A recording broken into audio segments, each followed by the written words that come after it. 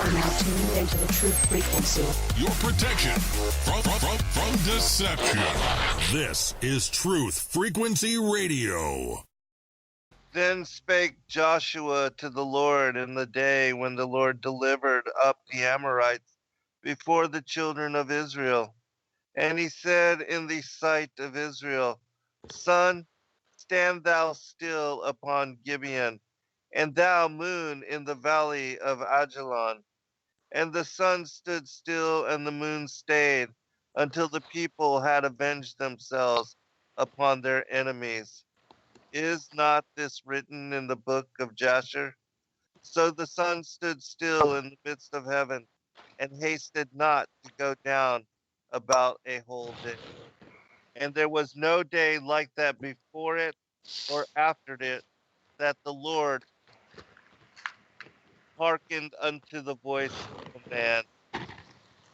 Welcome, friends. I'm your host, St. Garcia. This is Secrets Revealed here on Truth Frequency Radio. And I thank all of you for tuning in from America and across the world. We appreciate your patronage. And I'm honored to have as guests with me this evening a longtime friend, Roman White. Roman, are you there, brother? I'm here. All right, man. Well, hey, we appreciate you coming on and for being, confirming witness to so much of the craziness that I teach, of which I am so largely condemned for. And I know you're very familiar with that. You're one of those that has stood with me with regard to understanding and teaching and discerning the two bloodlines and the enmity between the seed of the woman and the seed of the serpent, which has been for so very long a very controversial issue. And so now this evening, Roman is joining me to talk about his awakening to flat earth and biblical cosmology, another topic of which I am greatly condemned and ostracized and judged for. And so I wanted to ask you, brother, how it was that you came to truth on this particular issue. Oh, that's. I guess. First of all, Obama had mentioned flat Earth, and I knew that there were people that believed in flat Earth, but I thought, man, that's just insane. Just totally. That's crazy. Mm-hmm. I thought the but same. but I got to looking. I look at YouTube's quite a bit, and I noticed there were several things on flat Earth, and so I started looking at those. And the more I started looking at those, the more I began to question. You know, when you think of how we're raised, when we started out as little children, we're told about the fat guy that came down the chimney that we didn't have and left all the toys, and Right. we're told that rabbits lay chocolate eggs, and that if you stick your tooth underneath the pillow, the tooth fairy comes by and leaves you a dime. I'm sure it's a lot more than that now with inflation, but anyway, that's what it was whenever I was a kid. Right. But you're told all these lies. I mean, I thought about one time telling a judge, he says, well, what's your name? I said, well, I don't know. Well, why don't you know? And I said, well, because my two parents told me what my name was, but I can't believe a thing that they say because they're both habitual liars. And then tell him the story about Claus and the rest of it, Oh my and God. besides all that's hearsay, Yeah, so right. I don't know what my name is. Oh, that's great, brother. But it's true. And then we get a little older and we get in school, and I guess it even starts out before that, because you see movies and stuff and globes and so forth and so on, and they teach you all of this bunk about around global Earth that we live on. I guess the clincher for me is I think it was Copernicus that you've got to drop 8 inches, I believe, for every 6 miles. Is that correct? No, it's 8 inches per mile inversely squared. Okay. Anyway, you've got that, and it just it just doesn't add up. Right. I mean, if you go out on the seashore and you're standing on the seashore and you look out and the water is about eye level, and it's flat all the way across. And they say that your line of sight is approximately 25 miles. So you look to your right and you're looking 25 miles, and you look to your left and you're looking 25 miles, and you look out and you're looking 25 miles. Well, I calculated that, and I can't remember it. I believe it was 45 feet that each of those two horizons, on one end it should drop 45 feet, on the other end it should drop 45 feet. Well, I believe you should be able to see that. Right. That's a considerable amount of distance. Mm-hmm. And surely you could see if you had a giant standing and he was 45 foot tall at one end of the horizon and on the water, and another one standing, surely you could see that.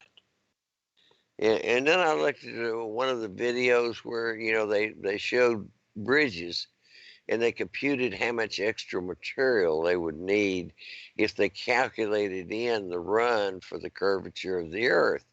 Mm-hmm. And it was considerable. And then they showed one bridge that had been built in a foreign country where they took in the curvature of the earth, and it looks kind of silly out there over the water because it's been in the shape. Then I got thinking about something else. Death Valley. That's so many feet. What do you call it? Below. Sea level. What? Yeah, it's the sea level, but that's wrong. It's that many feet below sea curve. Right. We Yeah. don't have sea level. We have sea curve. Well, now, how do you know that it's so many feet below sea curve? It depends on on the curve you take Right. the measurement from. I mean, if you take the measurement down around the equator, it's above sea curve, Mm-hmm. right? Right. I mean, there's some of this stuff, when you get thinking about it, it's laughable. It really is. It really is. And then, Definitely. I thought about this. I'm 71 years old, and I have believed this bunk most of my life, and it makes me mad. Mm-hmm. It really does anger me that somebody could stick something like that in my head and make me believe it almost all of my life because I've only, discovered it a year or approximately a year ago. And it just really, really angers me. Mm-hmm. And that's not the only thing. I mean, for example, they tell you, well, you get up there so far, and the atmosphere ends, and you go into this vacuum. Right. And, they show you various and sundry movies about outer space, and they get a breach in the hull, and whoosh, everything goes out into outer space, out into the vacuum. Right. Well, by golly, why doesn't the atmosphere go whoosh out into the out into the Exactly. vacuum. There's nothing to hold it there, they say, but it's held there by this amazing thing that they call gravity, which I don't believe in either. Right. I don't believe there is such a thing as gravity. But we go through these concepts and we're taught this stuff, and we live in a matrix, and it's a matrix of Totally. lies, Yes. total lies. Right. But anyway, that's kind of where I came to. This thing about outer space. Zen, if you were and I, if we were in a motorboat out on a lake, and the propellers turning and the motorboat's going across the lake, what are we pushing against? Water. Water. If you and I are in a jet plane and the engines are going and the flames coming out the back end of the plane, and what are we pushing against? Air. Air. Well, if we're up in outer space, what is there to push against? Nothing. Nothing. So how do we go anywhere? Right. Right. How do they say, well, we shot this rocket up here and it's in outer space and it's going to Mars and we got to correct its trajectory, so we're gonna turn on these jets, and what are you gonna push against? Right. Right. Exactly. Yeah, it's Nobody laughable. thinks about any of that stuff until you start considering flat Earth, and like I said, Absolutely. it becomes laughable. Totally. Totally. Yeah, I agree with you, brother. And I also consider this, that, when you're out on the beach and you're watching the sun go down, they say that, there's this curvature that disappears over the horizon, and that, uh, we can't see beyond that point, that even a ship that, as it travels out in distance towards the horizon, it will disappear over that curve until we're no longer capable of seeing it. And yet, when you look at the sun's rays from, wherever the sun may be out there in the ocean, there's a direct line of those the sun waves dancing off of the tops of the ocean, and it reaches all the way To to the where shore. you are on the beach. Right. And it shows an unbreakable straight line, um, a column of light from the sun to you. And there's no curvature in that. you know it is, you see it completely in a straight line, and there is no curvature, That's no break in the viewing at all. that's interesting. Did you know that you can test that right on your kitchen table? You can um get a piece of cardboard, aluminum foil, and a candle, and you mm, set the candle up at eye level, and you look at the candle as if it's a setting sun, yeah, and you can yeah, see all the way all the way across across, the exactly, the yeah. little piece of tinfoil, but you stick something on it to make just a little bit of a curvature. Can't see it anymore. Right, exactly. It's Yeah, and gone. there's another thing I just posted on one of my channels, the whole debate that I had with Dr. Stephen Pigeon. We here this past August, we had a long debate where he represented the global, heliocentric model, and I basically represented the flat Earth, biblical geocentric model. And this girl named Annie, she commented on one of those portions, and she said that it's flat and the Holy Spirit testifies to it. Basic physics shows us that water does not cling to spinning balls. There's no difference with larger things. Gravity is fake.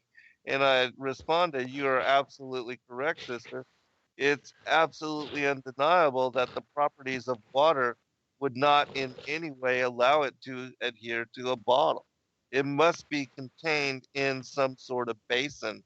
And when gathered together in such manner, it will always pool together in a flat level horizon. And so, the properties of water also confirm the fact that we are living on a flat plane. And the whole thing was sea level, which we were laughing about that as well. Sea level, it tells us that all the waters of the ocean across the plane of the earth. In Proverbs, the Bible tells us that God inscribed a circle upon the waters of the deep, and then he elevated the dry land above the sea level on the third day.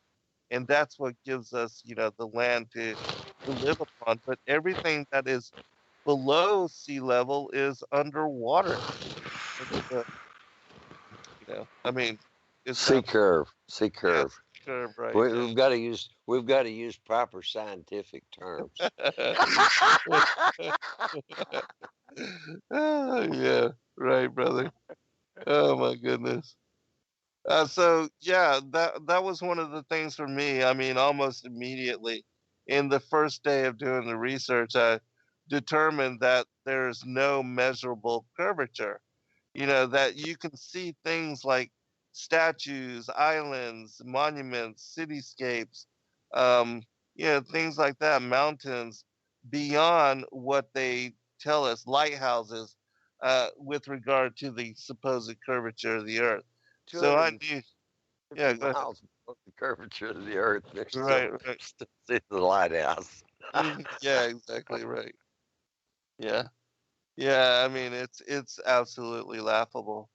And then the other thing, well, let me ask you for some. I don't want to, skew your thought or anything, but what were some of the other things that led you to such discernment and realization that what they had told us was all really fairy tale and laughable as far as when you really truly think about it. Oh, let's see. There are really and truly so many of them. I thought of one a minute ago when you were talking, and then it slipped out of my senior moment mind. Right. Some of the other things.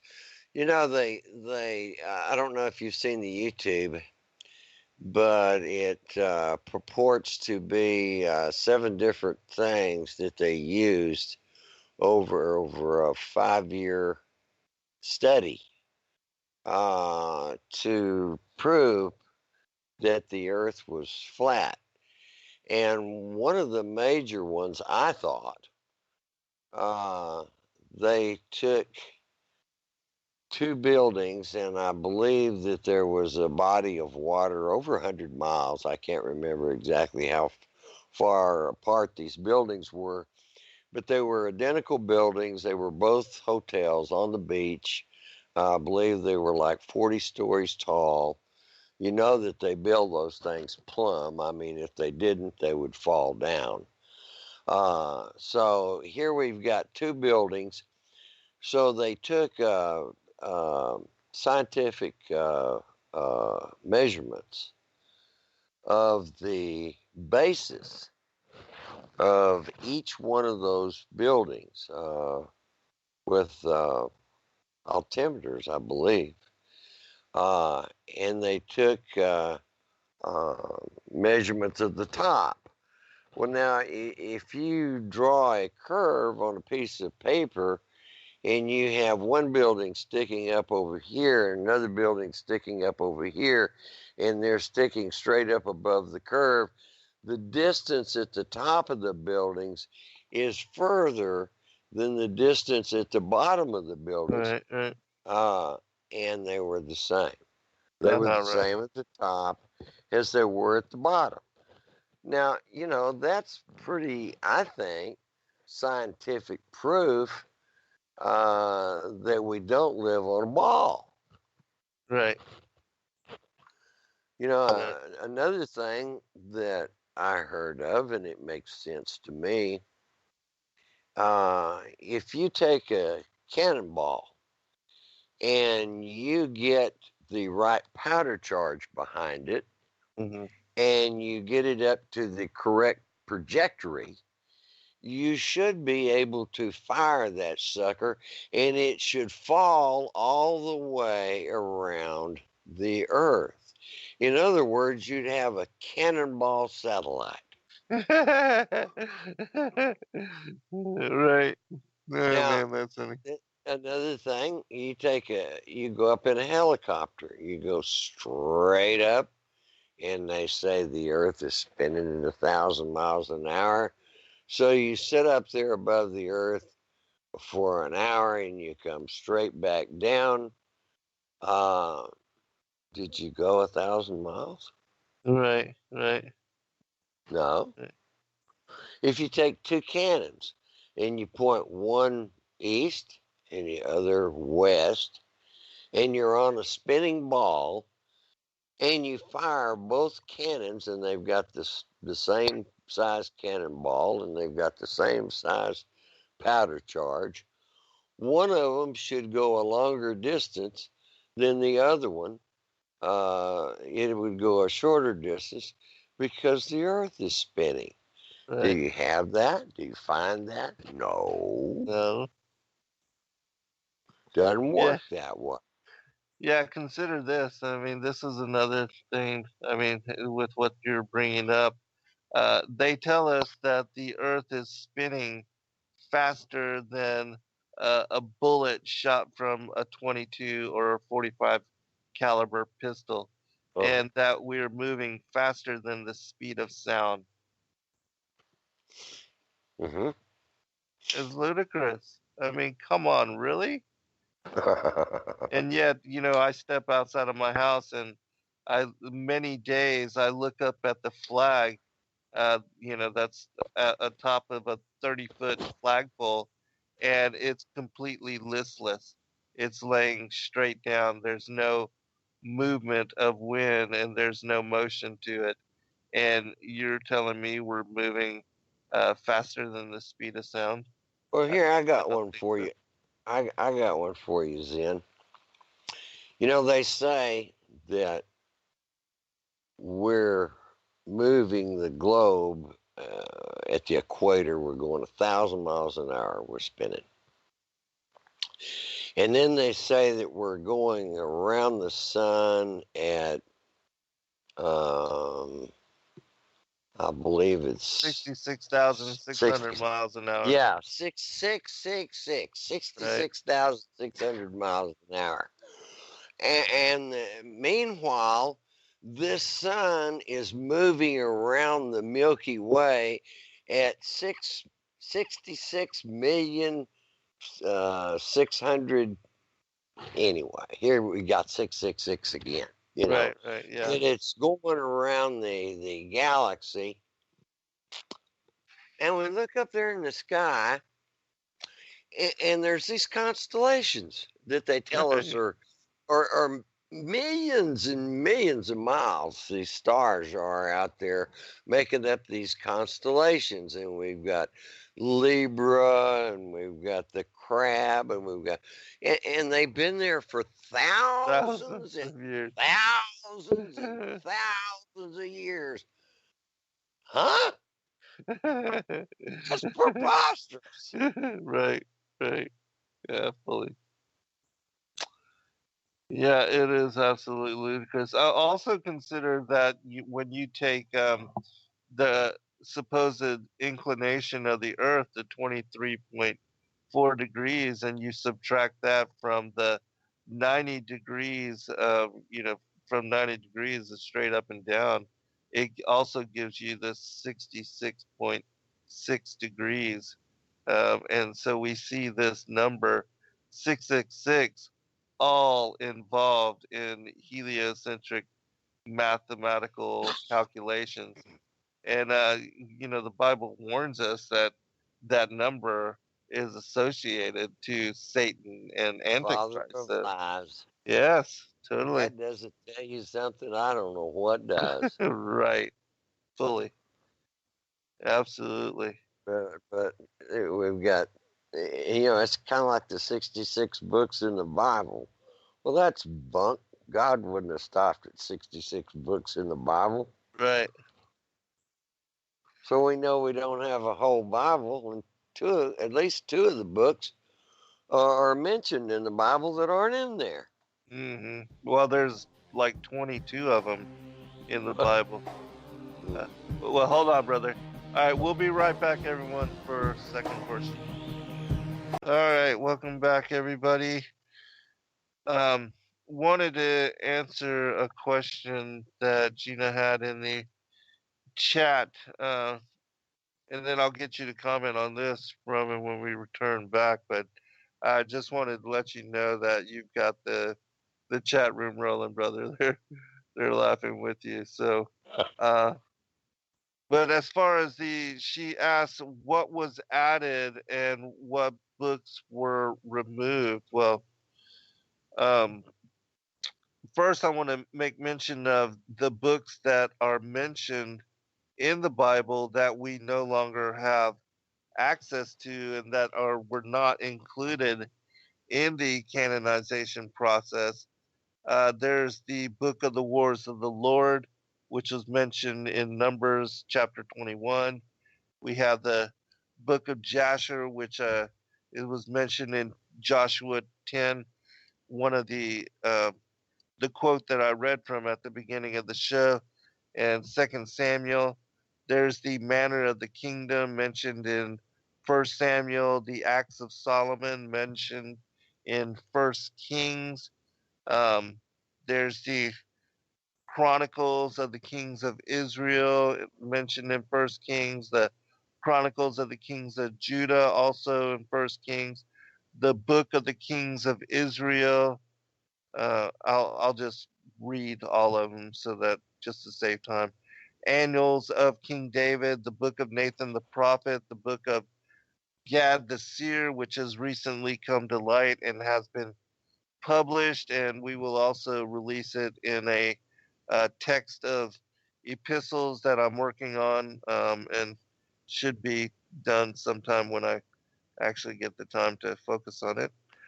History of Nathan the prophet, the prophecies of Ahijah, the visions of Iddo the seer, Iddo genealogies, the story of the prophet Iddo, the book of Shemaiah the prophet, the book of Jehu, the story of the book of Kings, the acts of Uzziah, the acts of the kings of Israel, the sayings of the seers, and the laments for Josiah. And these are all books that are specifically mentioned in the Bible, which are not included in the canonical material, and Forgot which, the book of Jasher. well, I did mention that at the Oh, did you? very top. Okay. Yeah. I must have missed it. Yeah, no worries. But yeah, and so many texts, uh, even mentioned in the Bible that are not included in the Bible, and so yeah, there's a number of missing manuscripts, and then the whole canonical process, in my opinion, was controlled by the children of Cain, and it was done more to not bring forward truth, but to hide truth and to Yep. keep it from the masses. And that has historically always been the way that the so-called church authorities have worked, is to keep the masses in ignorance, keep the truth from them, and keep them led astray. And In so, other words, more lies. yes, exactly. Lies built upon lies, built upon lies. Lies, yes. Yeah. The Yeah. whole entire world. If you look at it, your whole life is a gigantic lie. Right. Yeah, absolutely. Absolutely.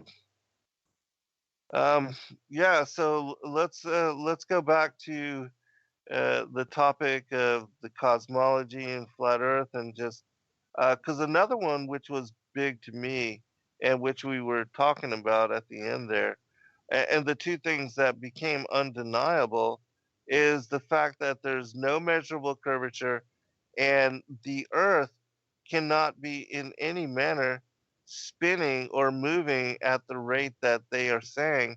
And then the whole basis of the heliocentric cosmology, that the Earth is spinning once daily as it annually orbits around the sun. And then, as you mentioned, the sun is also in motion around some grand universal, as far as the Milky Way. And then the Milky Way in itself moving at an astronomical rate of speed around some other grand universal center.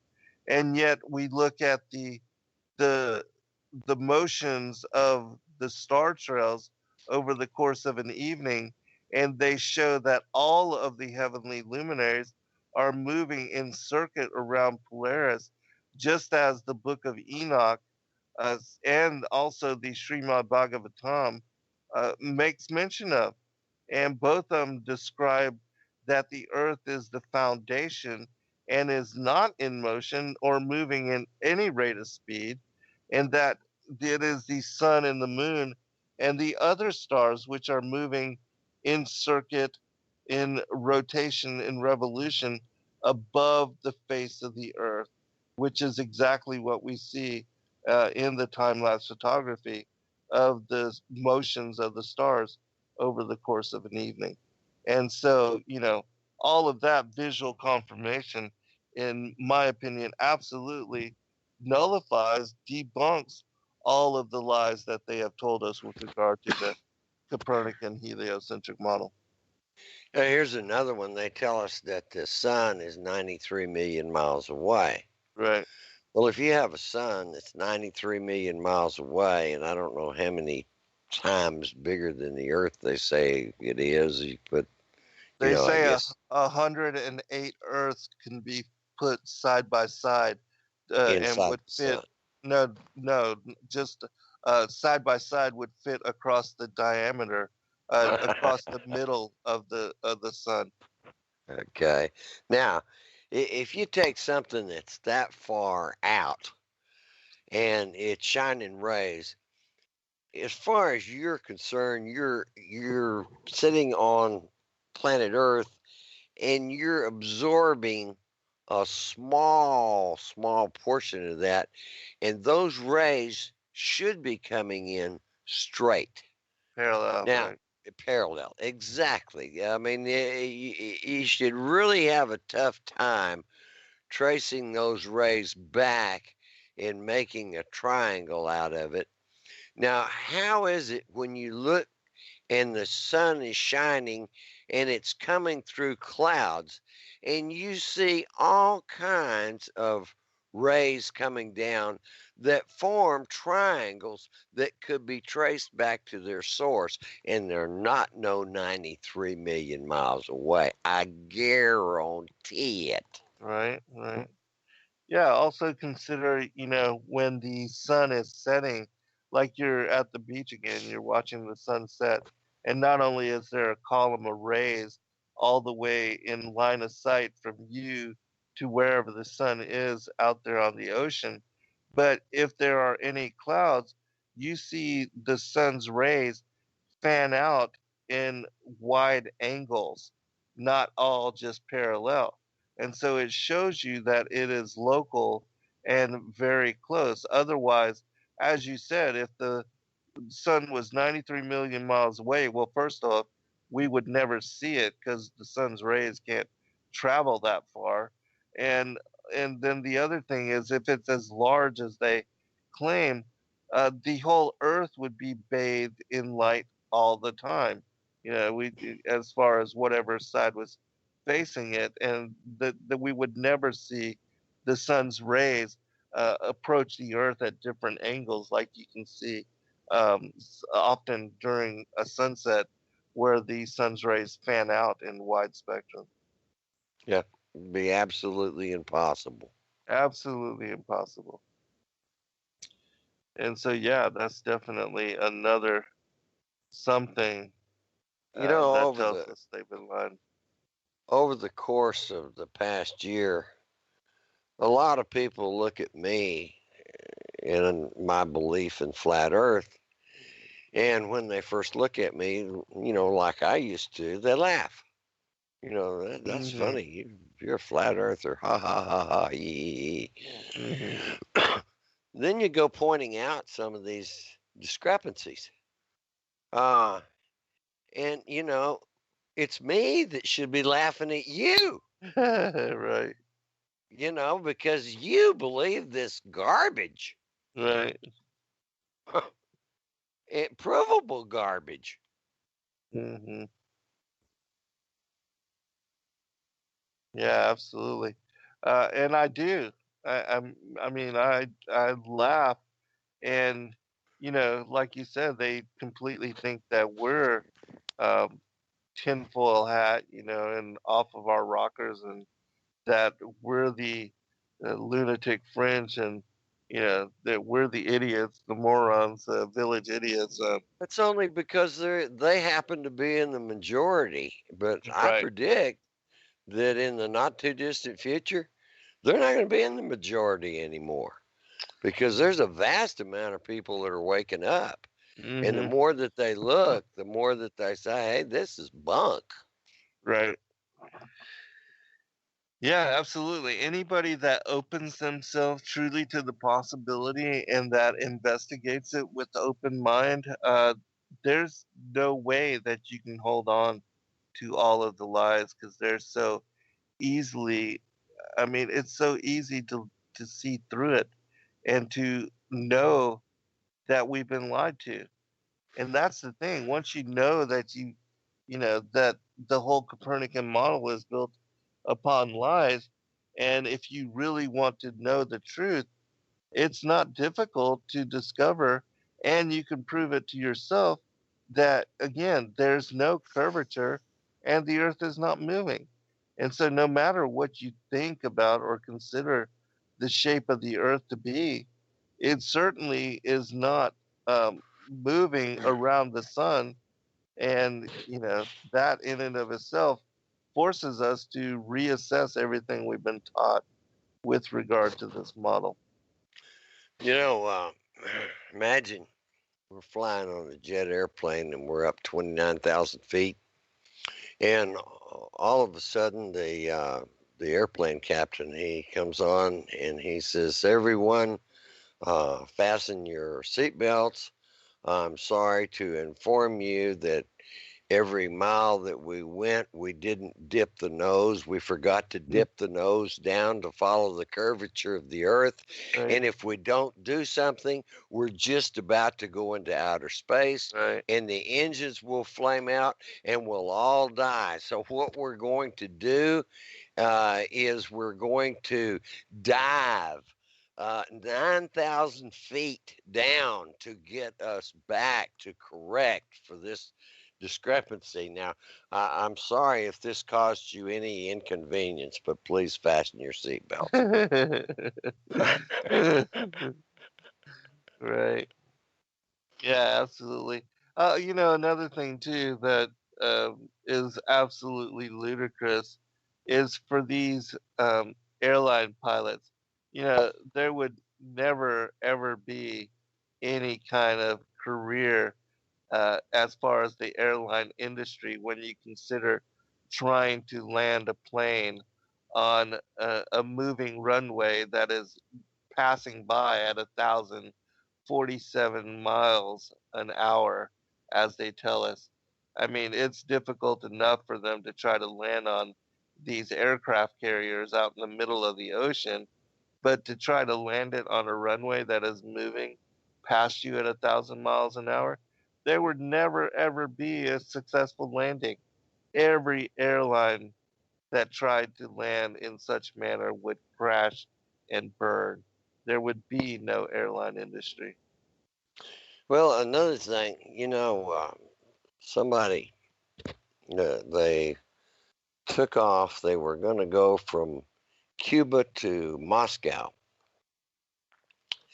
And on the round Earth model, they had to go up into the northern hemisphere and then come back down Right. rather than go straight across.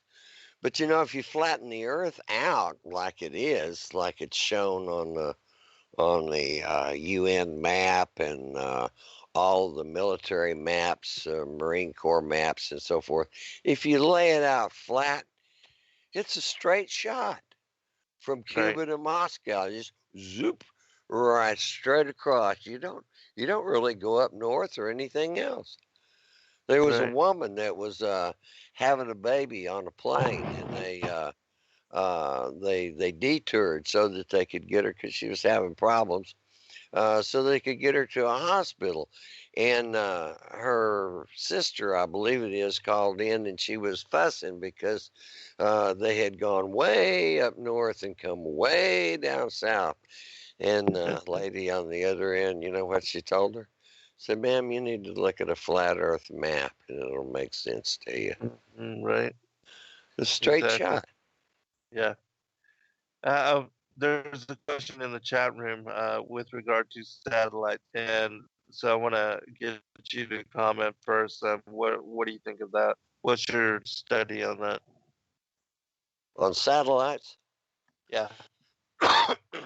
My son and I argue considerably on Earth, and he claims to have found a photograph of the Earth, the round Earth dangling out there in space. So it was sometime later, maybe a month or so.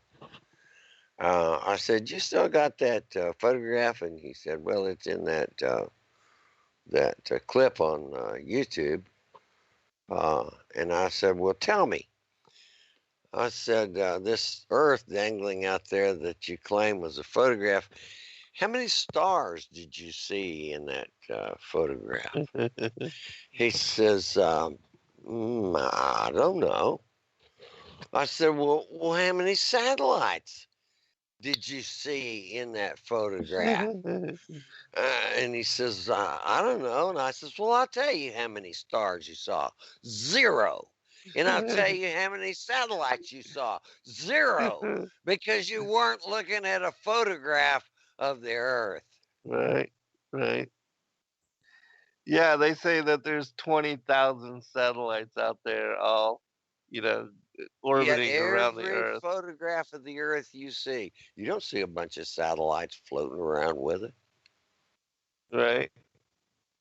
And you never ever hear about a satellite running into another one, or a satellite, threatening the supposed space station, or hitting one of the rockets sent up there, anything like that. How do they keep a track of 20,000 satellites, and why hasn't They one may run have into another? they may have some satellites up there, but if they do, they're in low. Yeah, but there's no way that they could be just falling around the Earth or orbiting the Earth. That's just not possible. Now, I do believe that they have satellites that are connected to weather balloons, and that we have seen some of those that have even crashed to the Earth and that have been connected to such. But as far as the whole, with regard to satellites in orbit following around the Earth and that are holding a certain trajectory, that's just not possible, because again, the Earth is a foundation for the heavens. Not and there's a firmament above it, which keeps and encloses in this space from the heavens above, where the Most High is. And the other thing is that when you look at the temperature of the thermosphere, there's no way that the supposed satellites that they say that they are made of, gold and silver and Yeah, all that stuff aluminum, would melt. all that would melt. All Every that bit would of it. melt. I mean, I think it starts out and it's about like what, 2,000 degrees, and works its Two to way up four to thousand. Yeah. yeah, yeah. And as you go up higher, up there where that International Space Station is Yeah, right. It's supposed to be flying around up there in the thermosphere. right. That's a lie. That's Yeah, a blatant lie. The right, damn thing would melt into so much drippings. right, right. Yeah, and they say too that, oh, go outside this evening and look towards the southern skies, and you'll see the space station flying by. Well, that's a lie too. If it's like 250 miles up, there's no way you'd be even able to see it. It would not even be a speck. I don't care if it was blinking with lights or whatever. You would not be able to see it. Did you Just look not at possible. that YouTube that I sent you out where I quoted the summary, and it's off NASA's website. It's I think it's study 2012, I believe, but I'm not going to swear to that. But at any rate, when you start the summary, the first sentence of the summary, the last few words in it are it's talking about aircraft, and it says non movable flat earth. Those are Right. the last Yeah. last four words in that summary page, and you can go to the NASA website and look at that. Right. Right. Yeah, I've actually downloaded it directly from there.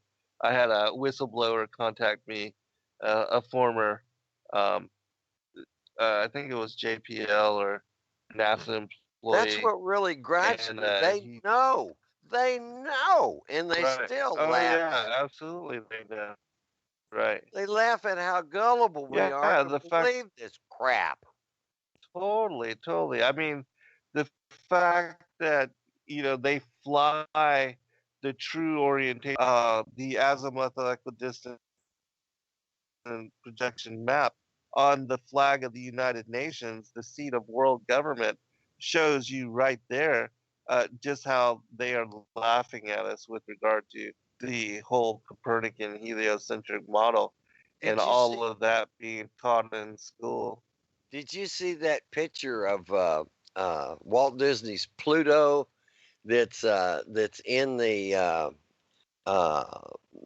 planet Pluto down at the bottom of it? Yeah, You, yeah, yeah, totally right. the, you know, Right. I mean, if they're not making fun of us, I don't know what is. Yeah, the word sex in one of the blue marble photos written in the skies. Did you see that?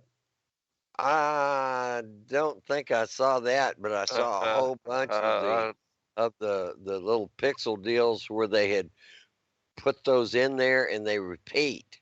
There's certain designs that oh, repeat, right. Yeah, the repeat, clone. and repeat Yeah, right. and repeat. Yeah, And it's one and of then those. they got the gall to tell us that they went to the moon, and they show Right. these moon shots. Well, first off, if they went to the moon, where did they land? They say that they landed in the Mm-hmm. Sea of Tranquility. Well, Tranquility, right? yeah, that's about pretty dang close to the center of the moon. And the moon, they say, faces the earth at all times. And then they took a picture of the earth. Well, how is it that they're in the center of the moon, shooting straight up at the earth, and yet the earth is over here on the moon's horizon? Right, How right. do you Yeah, do exactly. that? Yeah. You don't. It's Right, a damn lie. right. Yeah, it is so funny how much of a lie that they have, just like with what you talked about at the beginning of the show, the Santa Claus and the Easter Bunny and Christmas and all of that. I All mean, it goes right is along with just it, man. You ludicrous. gotta buy the whole enchilada. Right. Right. Totally. Yeah. And I this mean, if this you think about, go ahead, man. We've got like 1 minute remaining before next nah, break. go ahead. I slipped my mind what I was going to I say, was but just, more yeah, about the moon. I was just gonna say with regard to, all the kids, the first thing that they do is, get all the kids to line up and surround the globe, and then they teach them about that this is the Earth and this is the way that all the countries are laid out, and there's always the images of all these elementary school kids all sitting around the globe and spinning around and looking at the countries and here's where you are, and I mean it's just absolutely ludicrous. It Yeah, is so funny what they got us believing.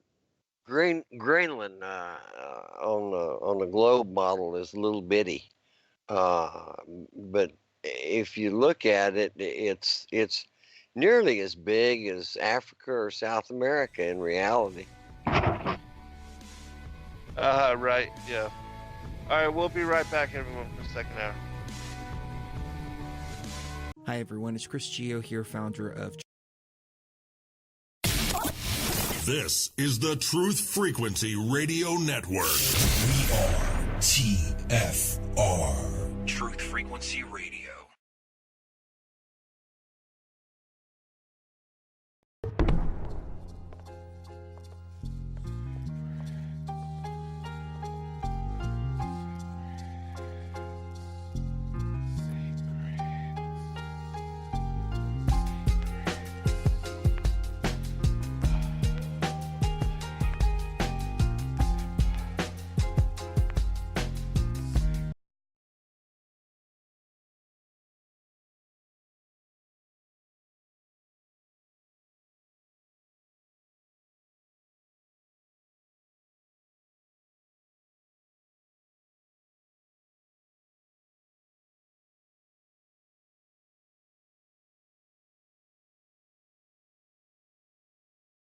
Welcome back, everybody, for second hour. I'm your host, Zen Garcia. This is Secrets Revealed here on Truth Frequency Radio.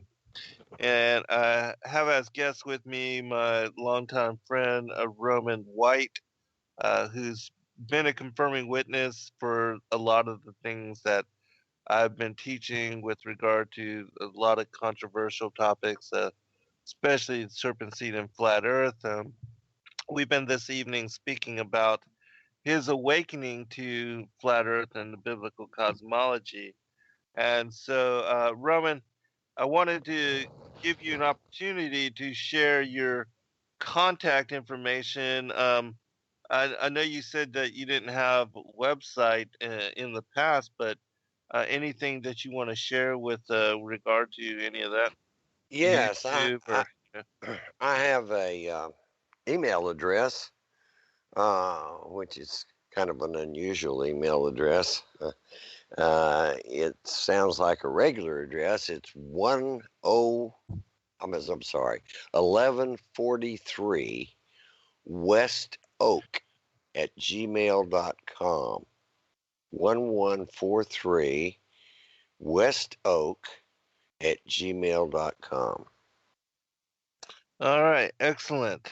Well, can you tell us about, what other kind of research you've been doing and any other kind of interesting topics that you.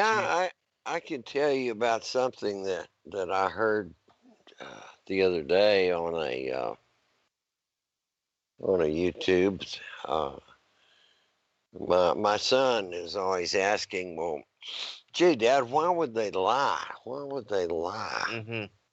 Well, uh, on this trip supposedly that we took to the moon, you know how much that sucker cost? I mean, and this is like almost 50 years ago. Mm-hmm. Cost $150 billion. Mm-hmm. Now, if we didn't go, I want to know who got that 150 billion, because that was a lot of money. I mean, you could Right. probably multiply that by 20 to get what it would cost in today's monetary value. Anyway, this YouTube had a NASA high up, gave his name and his title, what he did and so forth. And this interviewer was asking him about going back to the moon. And this guy says, well, I would just dearly love to go back to the moon if we could figure out how to get through the Van Allen radiation belts. Right. We can't go through them because it messes up all the equipment. It's so lethal that the astronauts would all die. But as soon as we figure this out, we're going to go back to the moon. We're going to go to Mars, and we're going to go here, there, and yonder. And so the guy asked him, says, Jay, says, why don't you just use the same technology that you used 50 years ago, back in the 60s, to go to the moon? And this guy, man, I can almost not believe what I'm hearing from this guy. He says, we have lost the technology. Mhm. Can you believe, when in the history of the world has technology like that been lost? Right. Right. And he Yeah, and all expects the us to tapes too. believe that? Right. Exactly. Yeah, and all the tapes of the missions and Yeah, all they've of been that, erased. They're yeah, gone. the world's Uh, greatest feat, as far as mankind's greatest moment, making it to the moon and landing, and yet all of the tapes and all of the data sets and all of the information connected to all of that has all been lost and disappeared, like somebody just, threw them away. yeah, spent $150 billion on a trip to the moon. Of course, they didn't go. But what happened to the money? Who got the money? Hmm. Yeah, and think about, how much money NASA is getting even every day, in support of their budget, because they get an astronomical amount of money every day. And Do they where's get all it? that money? Do they get it, or do the New World Order gang get it? Well, yeah, of course, it's New World Order. I mean, black budget, It's a whatever they're pretty. doing with that money. That's a pretty good reason to perpetuate this myth about a round Earth. Totally. You Yeah. pay me 150 billion. I mean, never mind yesterday's money. Just give me that in today's money, Hmm. and Yeah, totally. I can make up a pretty good bunch of stories Right. And and pocket all the money. you could totally hire some really good Photoshopists too.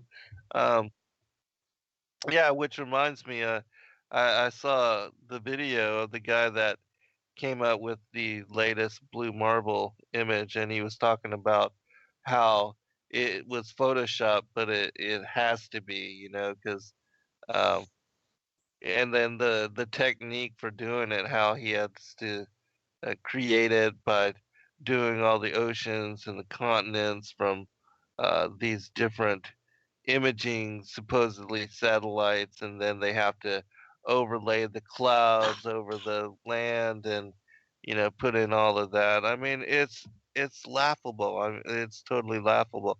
You know But the that. amount of money. One last thing, really quick. Okay. Even Donald Rumsfeld, the day before 9/11, 2001, they told us about how $8 trillion was missing from the Pentagon budget. And the weird thing, and the thing that is just also ludicrous, is that this is every year. $8 trillion goes disappear from the Pentagon's budget every year, and nobody asks where that money is, where it goes, or and what it's funding. And I mean, it's just it's 9/11, ludicrous. 9/11 was a bank heist. Oh, That was a totally. that was a private bank. They had I don't know how many $1 billion worth of gold in it. In the Yeah, they vault found a down the whole dump bottom. truck. They They found a they whole dump truck of gold, yeah in a tunnel. they And had they had the same amount in diamonds and the same amount in bearer bonds. And not too long ago, a year, two, three years ago, they were talking about catching these people, and they were toting around a bunch of bearer bonds. Now, bearer bond, that's like the dollar bill. We'll pay to the bearer on demand $1. Well, a bearer bond is the same thing. If you're toting the thing around, you're presumed to be the owner of that bond, and you can mhm, cash that sucker in. Well, they took all of those bearer bonds, so whoever's got possession of them, they can spend those things just like money. mhm. Yeah, it was and that's something that's not, spoken about or covered very much. And then the whole thing with, it being the largest crime scene in American history, and they immediately start Towed it all away. toting it all the way, send it all to China, Yep, yep, scrap, you yep. know. Yeah, and I can't believe Condoleezza Rice. They're running a simulation Simulation, right? of jet planes crashing into the World Trade Center, and she gets up there and she said, "Who would believe that Right, somebody would crash planes into the World Trade Center?" right, right.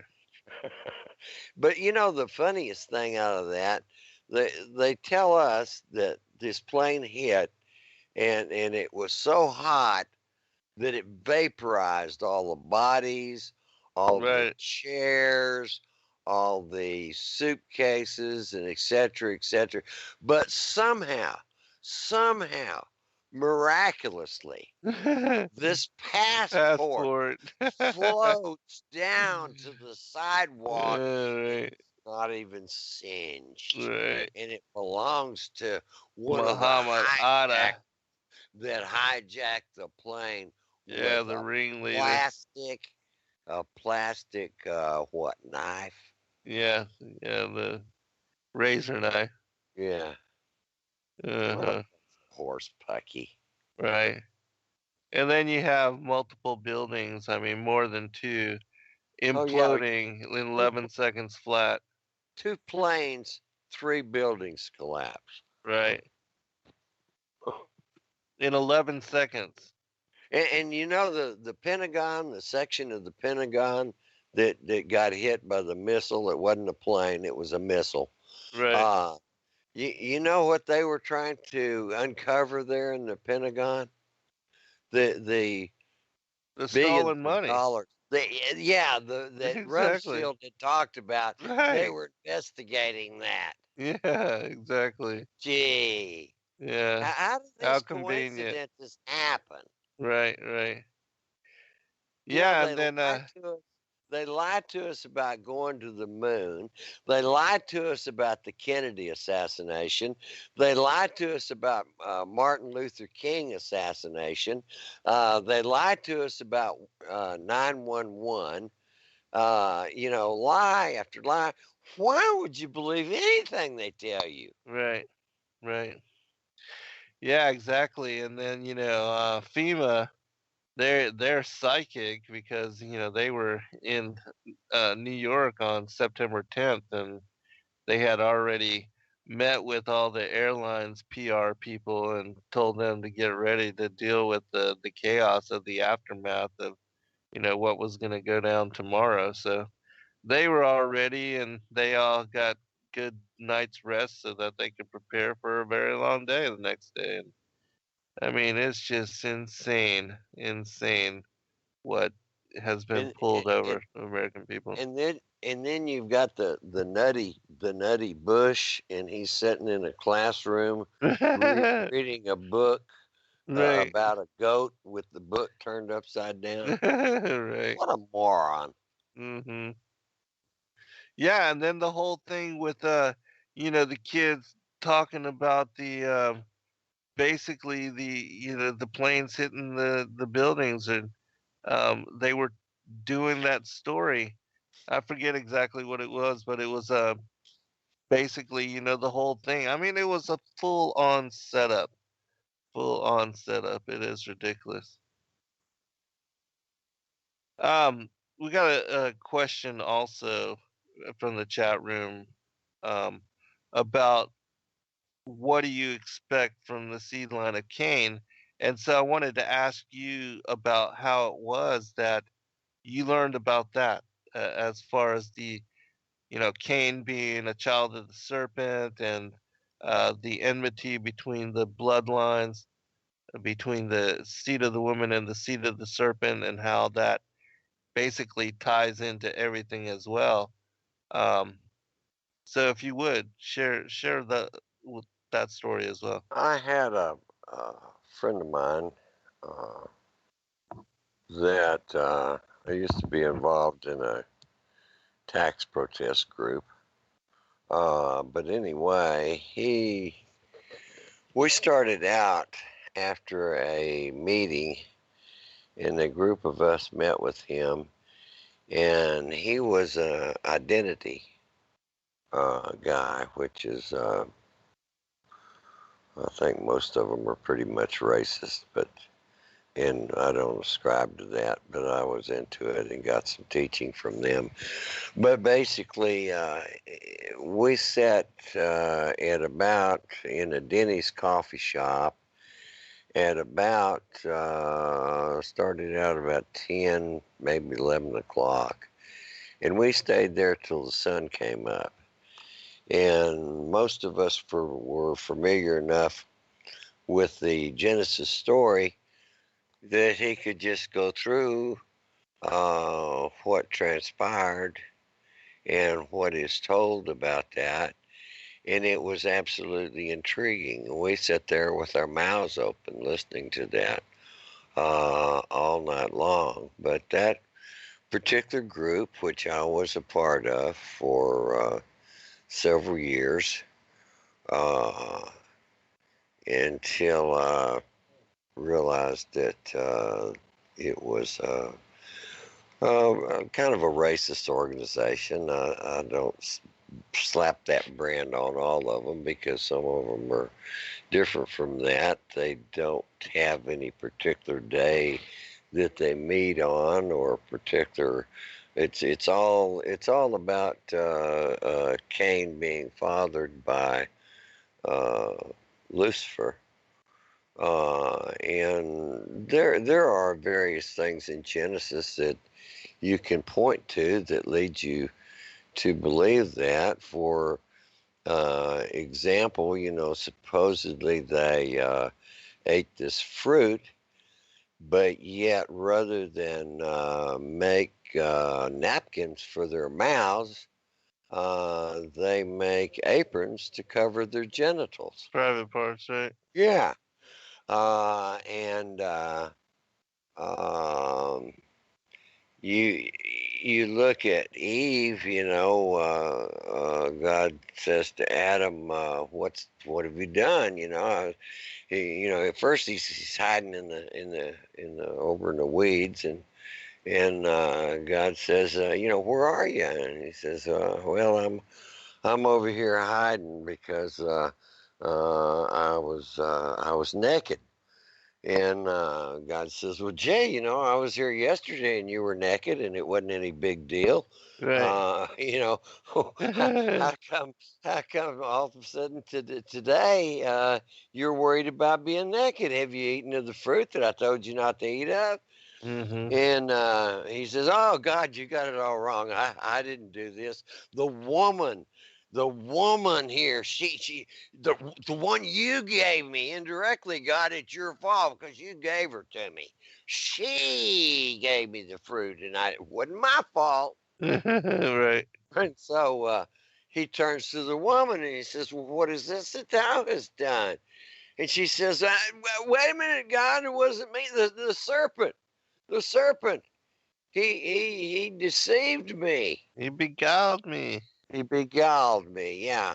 And you go over into the New Testament, and that word translated in the Greek, it's the same word, but it means wholly seduced. Seduced, right? Expatio. Wholly seduced. Expatio, yes. Wholly seduced. Now, anyway, he didn't ask the serpent for an explanation. You know, he says, because you have done this, on your belly shall you crawl, and dust shall you eat all the days of your life, and I will put enmity between the serpent and the woman, and between thy seed. The only connotation that you can give to seed is offspring or progeny. So the serpent had an offspring and a progeny that was going to be at war with the woman's offspring or progeny throughout time. Mm-hmm. I don't see how it could be any plainer. Right. And then you go over into the New Testament, and it says that Jesus Christ is talking, and he says, every plant that my Father did not plant will be rooted up and burned. Now, what was it that was planted that the Father did not plant? You want it in Daniel, you go to Nebuchadnezzar's dream of the statue, and it down at the bottom at the feet and the toes, they're partly iron and partly clay, and it says of those feet that they shall mingle themselves with the seed of man, but they shall not cleave, even as iron is not mixed with clay. Right. Now, what is they? We know what the seed of man is. Right. So what is the they that are not human, that are mingling with the seed of man? Yeah. And then you can take it into Revelations if you want to, because you get the same thing. Oh, it's all throughout. There are two churches that are commended. Right. In both of them, it says there are those that say they are Jews but are not, but are the synagogue of Satan. Satan, yes. Yeah. Where did they come from? Well, John Hyrcanus, who was a king, Benjamite king, what is it? Maccabean king. He went down into Edom, in other words, Esau's descendants, and after he conquered that nation, at the point of a sword, he converted them to Judaism. Right. And everything that they have been conquered by, they have intermingled with and taken over throughout history. And Esau, God said that he hated him even before he was born. Right. So, there you go. Am I saying that all Jews are Edomites? No, not at all. I'm not saying that at all. And am I saying that only Edomites are Jews? No, I'm not saying that either. But I am telling you there's something that's put on this planet that's extremely evil Yes. that everybody has been at war with and is still at war with via the New World Order, bunch of Satanists, that we have fought throughout time. That enmity has existed throughout time. Yes. Yeah, even since before the beginning. In my research, I take it back all the way to the war in heaven, the Yep. separation of light and darkness, the fall of Lucifer, the In rebellion between of the angels. Genesis 1, chapter Yes. 1, Genesis chapter 1, 2. 1, 2. Yep. Yes, Yep. exactly. Yep. Come to Right. the same conclusion I have. Yeah. Yeah. And I got mine from scripture. I didn't get it from extra biblical text, but it Right. doesn't matter where you get it from. It's Truth is the truth. truth. And it Exactly. rings true. Right. Right. Yeah. And, even though, yes, I have studied and read the extra biblical text, the Bible is my foundation for truth. Sure. Those extra texts just give me the details for filling in, what is ambiguous within the scriptures. Like, for instance, the early childhood and the young infancy of Christ. All that is excluded from the Bible, and you have to go, to the extra biblical sources to get any idea as to the fullness of the life of Christ. And so, that's just, and the war in heaven is similar. And even the information connected to the fallen angels and the giants, there's little with regard to the fallen angels except for Genesis 6. And when you read the Bible straight through, especially for those that are new to it, you get to Genesis 6 and it talks about the sons of God mating with the daughters of man and creating a race of giants. And you're like, what? Wait a second, what did I just read? And then Yeah. you have to go back and you're like, Yeah. where can I find more information on this? And then Yeah. the book of Enoch that fills in everything with regard to Yeah. that And that's particular why that issue. was left out. Absolutely. They don't want you to know about all that. No, sure don't. Just like they tell you that there are the dinosaurs. All the dinosaurs died out 65 million years ago. Right, That's a right, bunch of horse pucky. I right. can go right over here within 50 miles of where I live to the Paluxy River, and I can show you three-toed dinosaur tracks with a man's footprint inside of the track. Right, right. Yeah. Right. The And Ica stones. not only that, but they have taken a bone of a Tyrannosaurus Rex and taken the inside, the bone marrow, and got put it in a solution and got soft body tissue out of it. Yeah. Hold on, brother. We'll be right back. 65 million years ago. Plus, the Flintstones tell us that they live with dinosaurs. We'll be right back. All right, welcome back, everybody, for our final segment.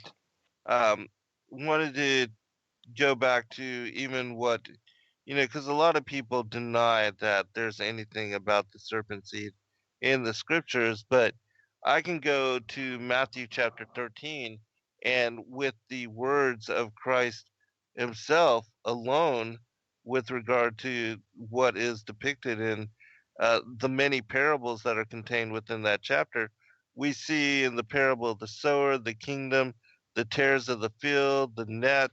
I mean, all of those depict the goat and the sheep. Uh, all of those depict the story of the differentiation between these two bloodlines. And, he even says that the tares are the children of the wicked one. The wicked one is the devil, and he is their father.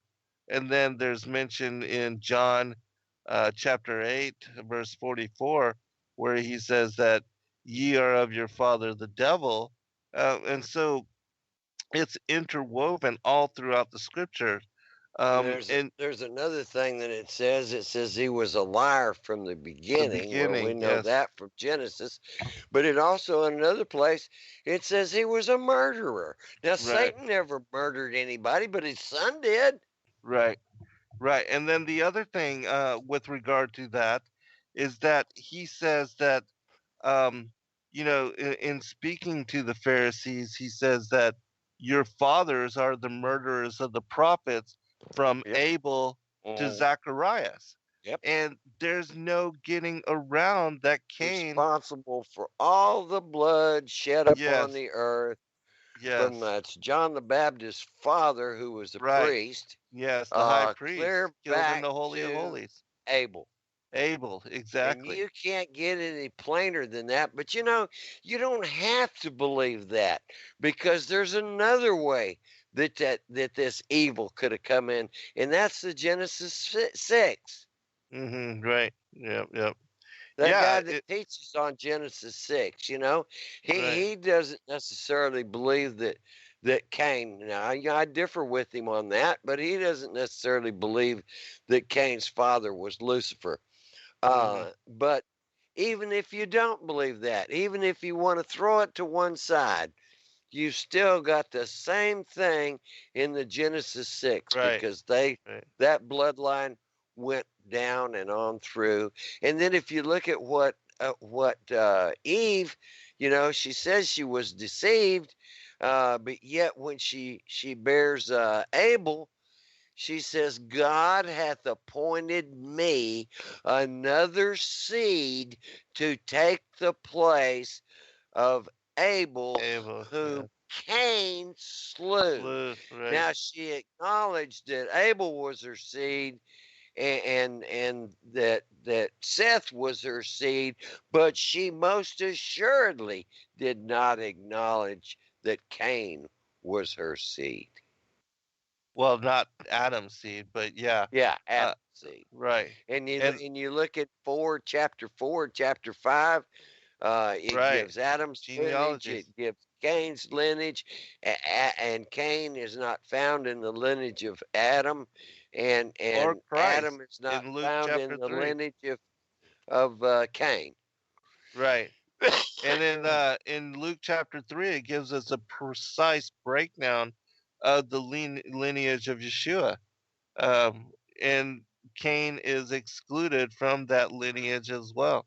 And so, I mean, all these things, and the whole reason why the prophets and the patriarchs and the apostles kept exact detail of who begat whom and who fathered who was because there are two separate bloodlines. Why else would you keep, you know, detailed records if everybody's all from the same bloodline, the same genealogy? There would be no reason to keep a record of the two separate genealogies. But because there are two peoples and two bloodlines and two groups, the seed of the woman and the seed of the serpent, that's the reason they did it. And when you understand that and you have that discernment, and then you go read those genealogical records, it makes more sense and it gives you accuracy as to why they did it. Otherwise, it just does, there's no meaning behind it. If you don't look at and study the Bible as a history book, because it is a history Yes, book of truth, you are left with a history that is total lies. right, absolutely. And the other thing with regard to Genesis 6, in my opinion, because when you study the extra biblical material, it shows you that the watchers went to the daughters of Cain specifically. It wasn't the children of Adam. And in my opinion, one of the reasons they did that, not only because they, were very loose in their sexual practices, but because they were already hybrid. The children of Cain were already hybrid. And in my opinion, Genesis 6 could not have happened unless Genesis 3 first occurred. Because it talks about this in the animal farm parable in the book of Enoch, where he talks about, the white bulls and the black bulls, and talking about the two different lineages, Cain's children and Adam's children, and how Seth replacing Abel, who was described as a red bull in that story. It speaks of how the stars that which are representative of the fallen angels, that they went to the children of Cain, and they conceived with them, with the daughters of Cain, because again they were already hybrid, and so in my opinion it made possible their interaction and um, their copulation with them. Yeah, and the entire thing is that in the beginning, when it talked about the serpent biting the heel and the heel Right. crushing the head of the serpent, all Satan had to do to prevent that was obliterate the seed line so that Christ Exactly. could never be born. And Right. that's exactly what he was trying to Tried. do up Yes. until the time of Noah's flood. And you started over, and then he attacked all of the 12 tribes, and then as soon as he finds out that it's Judah is the tribe that is going to bring forth this seed line, he turns all of his attention to Judah, and Judah is attacked all the way down the line. And this is the story of the Bible. And now he says, if I can just destroy every Christian on the planet, there won't be anything for him to come back for. He's still trying. Yes. Yes.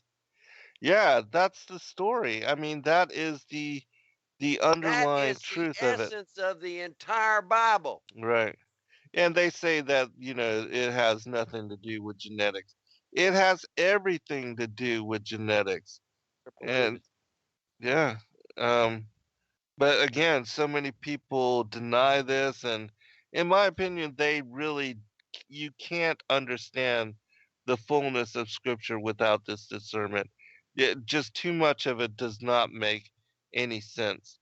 But when you have it as a skeleton key to unlock, it unlocks everything, and everything comes forth with And that regard to old truth. book is full of treasures beyond belief. Yes. All the riddles are revealed then. Yeah. Yeah, even with the differentiation between Ishmael and Isaac, with Jacob and Esau, because and David and Goliath, Amalek and Saul.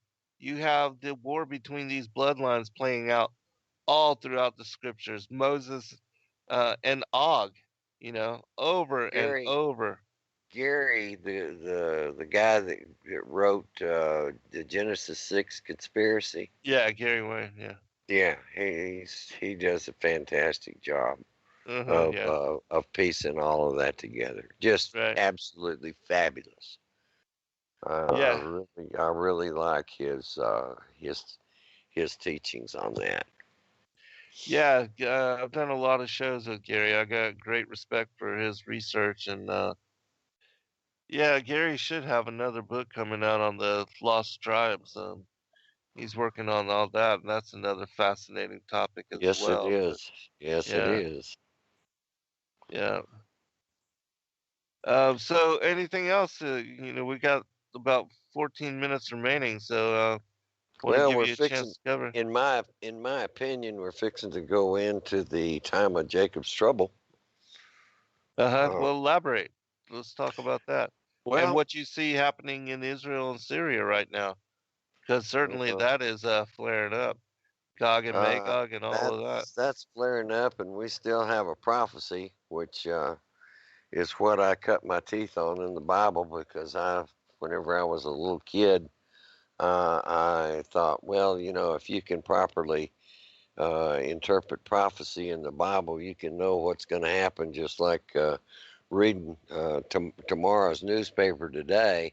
Right. And there's a prophecy yet to be fulfilled, and that's that Damascus will be a ruinous heap. Right. And Yeah, absolutely. We we're see gonna that see happening. that in the not too distant future, in my opinion. I think And we're seeing it now, even. all of this mess that has been stirred up over there by Bush and Obama and Obama, yeah, and that whole Trump and crowd, the Hillary. Clintons, yeah, destabilizing the Middle East, and all they're doing, they're forcing Europe to take in all of uh, these terrorists, really, from the Muslim countries, and they're going to completely upset the uh, what's over there in Europe. They're bringing these people in. They rape women. They don't charge them with anything. Just turn them loose. Just let them run hog wild. Let them run down the sidewalks and trucks and just kill people and just the courts just smile at them. And you've got to take these refugees. Never mind the demographics that we're upsetting. And it's just about that way here. It's getting that way. The United States, Canada, New Zealand, Australia, Great Britain, all of your Scandinavian, all of those countries up in there, they're changing the demographics, and you're going to see Christians, the refugees coming out of. I can't think of his name over there in Syria, the one that runs that. What's his name? Bashar al-Assad. Yeah, Al Assad. He was protecting the Christians, and they were just butchering Christians, and you don't hear a peep from the churches here in America about that. Well, they're gonna start butchering you and me. You better get your act together. Right. Yeah, absolutely. Until it comes home, nobody will pay attention. It's only when the bombs start dropping on your own homeland that, people really, especially Americans, will even take notice and acknowledge as to, our foreign policy. The only Uh, thing that the American people care about is their new brick home, their Cadillac sitting in the driveway, their beer on Friday night, and their Super Bowl game. You give them mm, that, and to hell with the rest of it. right. Yeah. Yeah, They're it seems to apathetic. be that way. And, Yeah, and when absolutely. somebody comes to the door and marches them out in front of a firing squad, they'll scream, "You can't do this! You can't! This is unconstitutional!" I haven't even had it. Boom! Yeah. Hey, we Moron, gotta, you got what you deserved. right? Absolutely. Yeah. You know, well, I'll ask you this question after this, but with regard to the whole FEMA camps and all those things just sitting quietly empty, being manned by these United Nations troops and all across the board, that this was the same way that it went down during World War II, and people don't realize that all that infrastructure used by Hitler uh, to decimate the Jews and political dissidents and gypsies and homosexuals and people with disabilities, that all that was put into place and established by the elites before the war ever began. And they sat empty for a very long period of time until they were utilized by him. And we have this same thing happening right here in America. All these FEMA concentration camps, base realignment and closure act, that whole thing. It's all set up in the same way. Rex 84. It's all waiting to be utilized here in Yep. America. all the Yeah. caskets that have been brought in, where they can put Right. 3 or 4 bodies, stack them in there, and bury them.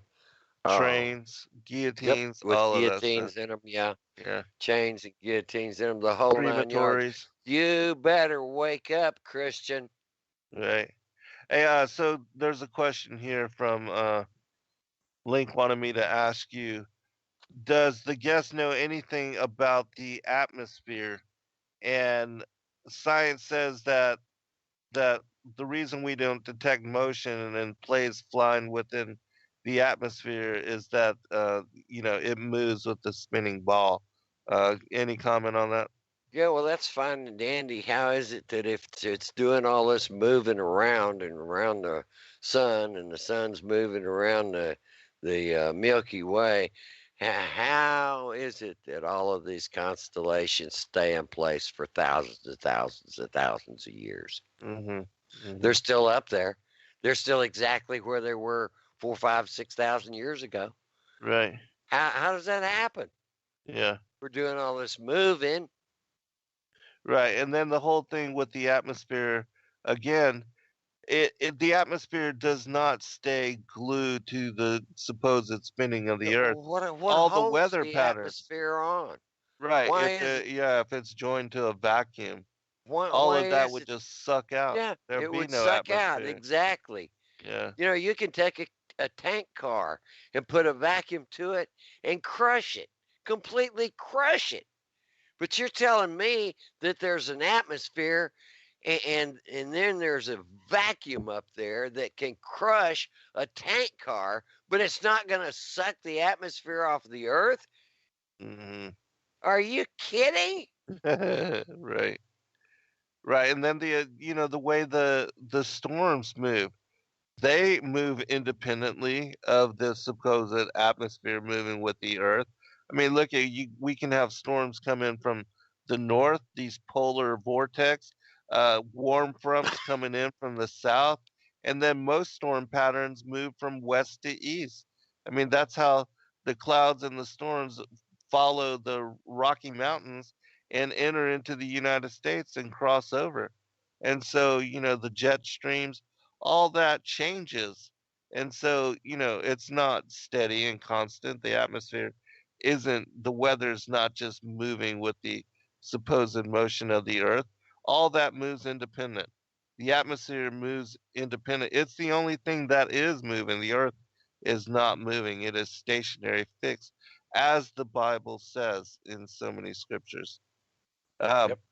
yeah, but hey, brother, we've got 6 minutes remaining, so I want to give you a chance to um, comment, final comment, and then give out your email or whatever you want to share one last time. Oh, gee, Zen, I've I've commented plenty throughout the program. Yeah. Why don't you comment? All right. Well, let's look.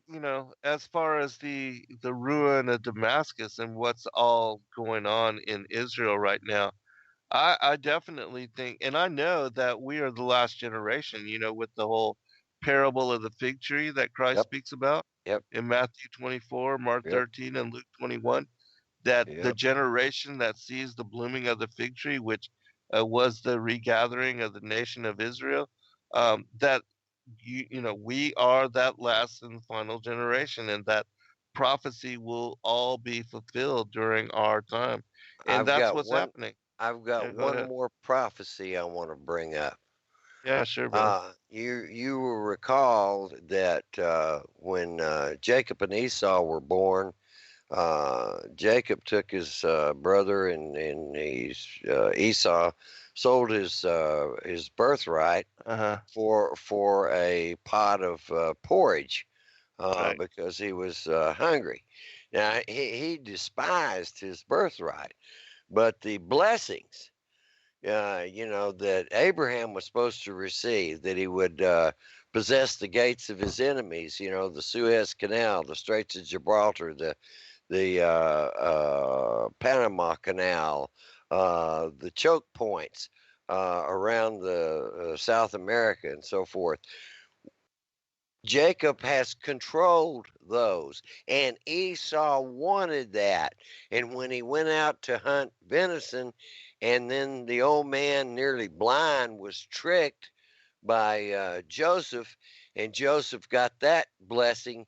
He came in, and after the old man told him what happened, man, he began to boo hoo because he really wanted that one. And he finally he asked his dad. He says, you've already given the birthright to my brother. He says, haven't you got another birthright that you can give? And the old man thought, and he said, yes. He said, you shall, your descendants shall have the dew of heaven and the fatness of the earth, and by your sword you shall live. And at the end of time, you shall break your brother's yoke from off your neck. And that is the time of Jacob's trouble, when Esau is going to break his brother's yoke from off of his neck. And I say again, you better wise up, Christian, because the time of Jacob's trouble is coming after you. Hmm. I'd say it's at hand. It certainly is. And Yeah. if you don't believe that, go to Europe. It's already fallen. Right, right. Yeah, I mean, another thing that the seed of Cain has done is that they proliferate.